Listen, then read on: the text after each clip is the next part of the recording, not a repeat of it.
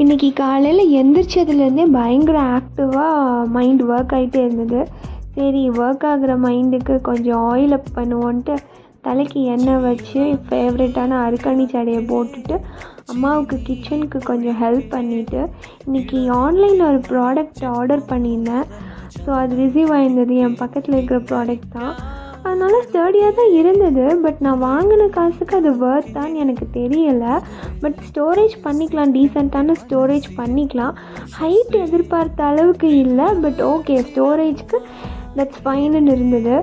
எனக்கு ஒரு ஹேபிட் இருக்குது, பெருச்சாளி ஓசிடி. எங்கள் வீட்டில் அதுக்கு எனக்கு வச்ச பேர். ஏன்னா என் முன்னாடி வெளியில் பார்க்குறதுக்கு எந்த திங்ஸும் க்ளம்ஸியாக இருக்கக்கூடாது. அதை போய் எங்கேயாவது திணிச்சு கபோர்டுக்குள்ளே வச்சுருவேனே தவிர கபோர்டு எப்படி இருந்தாலும் எனக்கு ஓகே. ஸோ இப்படி இருந்தது டைனிங் டேபிள் ரொம்ப நாளாக. ஸோ இதை நான் கொஞ்சம் இன்றைக்கி ஃபுல்லாக ஒர்க் அவுட் பண்ணி கொஞ்சம் நீட்டாக இந்த ஸ்டோரேஜில் கொஞ்சம் செட் பண்ணி வச்சுட்டேன்.